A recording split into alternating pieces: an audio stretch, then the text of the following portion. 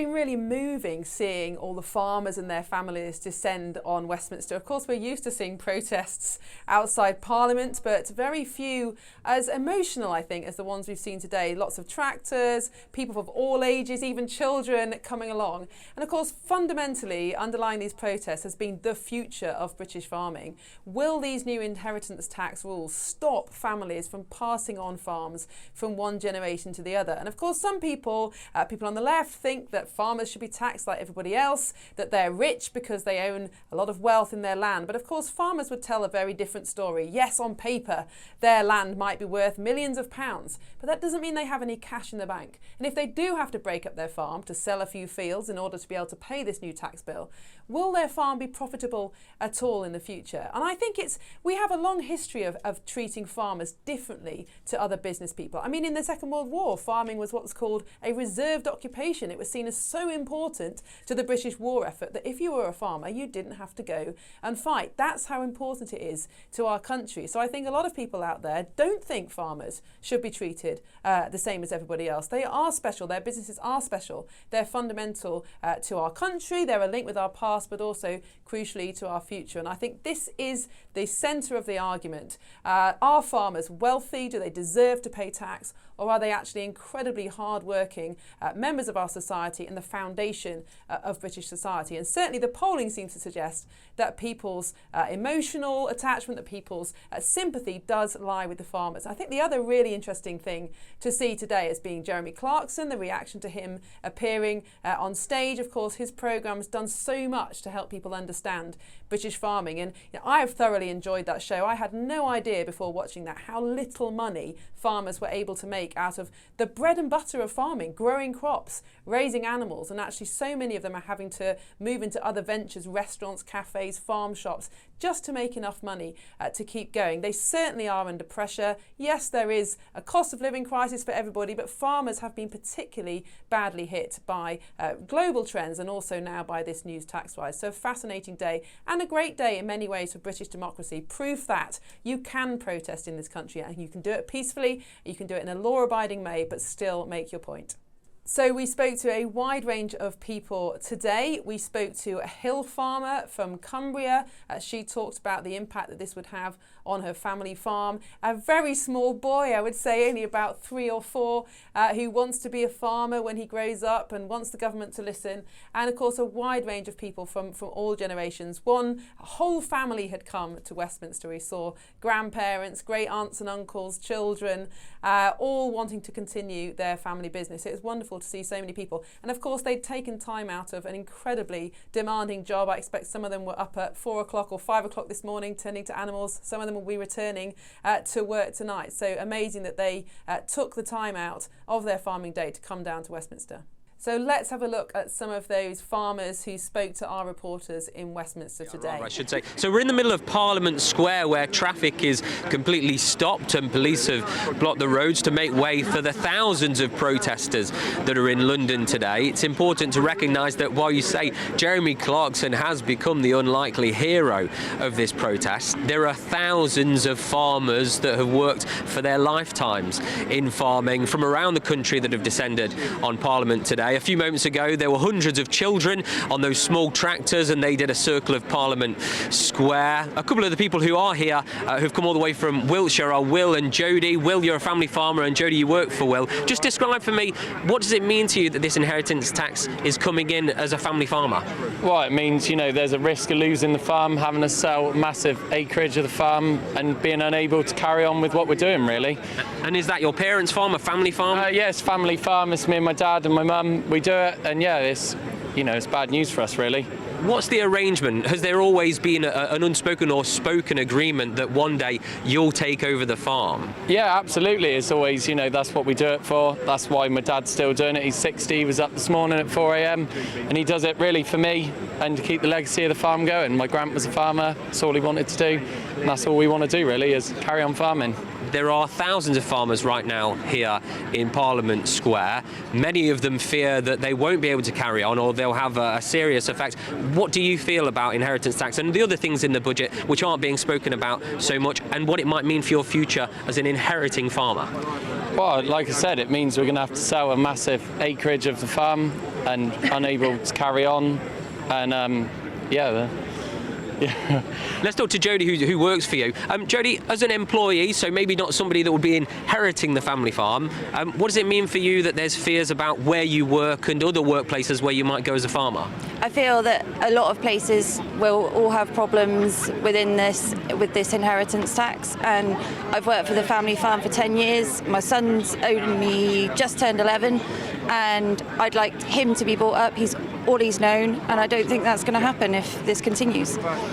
There are thousands of farmers here, including Jodie and Will from Wiltshire. Thank you so much. Let's give you a little bit of a flavour quickly. If we just take a bit of a walk. So you can see, as I say, there are hundreds of police, thousands of police here alongside the thousands of farmers. Just a little bit further down, you can see that there are children on these tractors that I was describing. I think it's really important to show that it's not just one generation of farmers that are here. There are generations 3, 4 and 5 of them. Let's take a little bit of a look over here, actually, because I think this fella's going to come in and say hello. Can we say hello to him? Fantastic. Hello. How are you doing? It says Henry, born to farm. Fantastic. Henry, what do you think of being down here today? Good. It's good. You feel good? It's a little bit cold and wet, though. What do you think about farming? Good. It's good. And who's this that you're with? Is this Mum? I'm Auntie Angela, who's a farmer. Auntie Angela, who's a farmer. Yep. Why is it so important to have children down here at this farming protest where there are thousands of lifelong farmers? Because it's all about the children. Effectively, it's all about securing food from the next generation who will be producing food, learning skills off their parents, learning all about farming. Farming, you can't just pick it up. It's you're born into farming, you learn about farming, and then that farm that you've been taught on, that you learn to know about, you learn how to produce the maximum amount of food from, then becomes their farm, and then it's a legacy that they go on to do the same. We've heard a lot of the arguments about why people don't want this inheritance tax, but as I say, there are 10,000 farmers or so here. How does it feel as one farmer to be around so many others that have the same view? It's a shame that we're here, but it's also an honour to be here. I feel like I'm part of something special. We've had 2 horrific years on the farm, really stressful.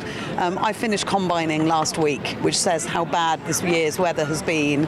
And then with the budget announcements on top of that, we sort of got to the point where I felt like we needed a release, and for me this is a release just to keep reading about and talking about all of these madness in the Labour budget. We've now got an opportunity to come out here and actually tell people how we feel in a really positive, I feel, in a really happy environment. Auntie Angela, thank you so much. And do you want to say something for the camera, for the TV? Hiya. Fantastic. Just like me when I was a little boy. Middle of Parliament Square, just underneath Big Ben, and I don't think the rain is going to stop anything that's happening today. What does it mean to be down here with the whole of your family that you've inherited from and plan to pass down maybe at the end of your life? Yeah, well, we took the kids out of school for the day because we thought it was important, and just pleased there were so many people. We turned around, I've never seen so many people, so yeah, it's really good. But I think we've got to just show them that this is wrong, you know. Some things, it's not bad to admit they were wrong, change it around. I can see what they were trying to do, but the threshold is far too low, so it's affecting family farms. That's what the government says. They say that they need funds to pay for public services that everybody uses, and they think that farmers, particularly what they describe as the wealthier farmers or wealthier landowners, are the way to pay for it. What's your argument against that? We're not wealthy.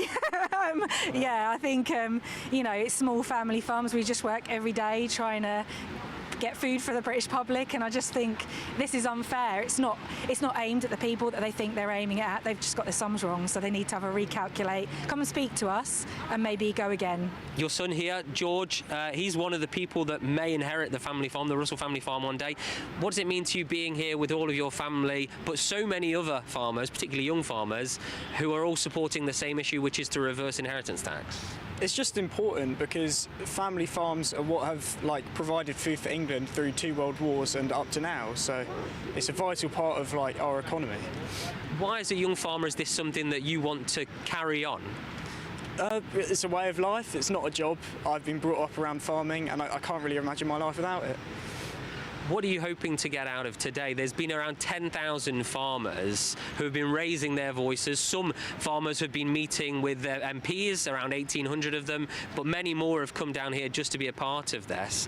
What is it that you think that farmers may have achieved by today, if anything?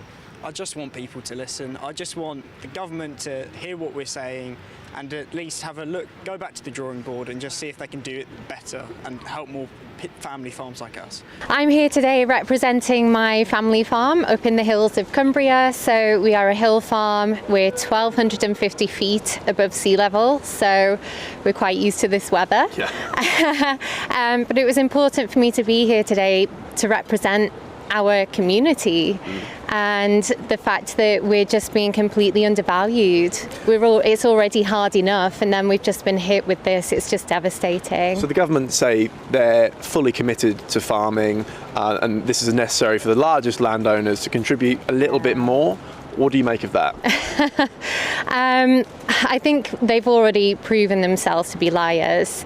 And I know Rachel Reeves and Keir Starmer keep saying that it's the vast majority of farmers will not be affected by this. The vast majority of farmers will be affected by this. Do not underestimate that. And just for anybody watching at home who doesn't appreciate, this is going to have a ripple effect. This is going to have a huge effect across the whole country. Everyone is going to be affected by this if we don't act now. What does this mean for you? Why are you here today as young farmers? You're 18 and 19. We're here to represent not only our families but also our friends who are also in farming and have been shafted completely by the government, and we need to support them as much as possible. What did you think of the speeches today? Let's talk about the politicians. So we heard from Kemi Badenoch and Ed Davey. What did you think of their speeches? Of course, they're opposing this, but was it strong enough? Was it what you wanted to hear? Yes, I think we need to definitely do a lot more to support the farming community as a whole, and I think they definitely did a good job coming out here today to support us. Finally, just on the government, how will this affect you going forward? As I said, you're both young guys. You're hoping to make a career of this, I assume. What does it mean for you? Well,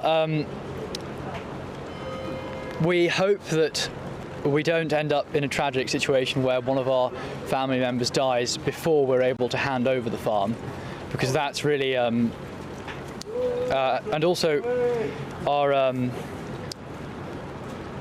well, we really hope that things change. It can't go on like this because it will destroy farming. Of course. Just give you a bit of a view. This is the entire Russell family. We've got Grandad, Dad, Sister, George and Claudine as well here. What do you think might happen now? One of the things that the NFU said was they don't want to block the roads for the whole day. They don't want to set London at standstill, but they are prepared to carry on in the future. Is this your last time in London if this isn't reversed? No, we'll come back, and I think that was what everyone said today. I think this was the start, and then hopefully they'll listen to us, and if not, I'm sure there's plans for further things later. Perfect. Claudine, George and the whole of the Russell family here beneath Big Ben. It's kind of almost like a little bit of a day out. Not necessarily fun here in the rain. Of course, farmers are very used to the rain, but the reason they're here is because tens of thousands of farmers around the country are fearful of their future, but the government says they need to pay for public services, and this is the way they're going to do it. All very moving stories, and the public are definitely with the farmers. All the polls show that. So the question is, will the government listen? Will they U-turn on this tax plan, or will they press ahead with it anyway?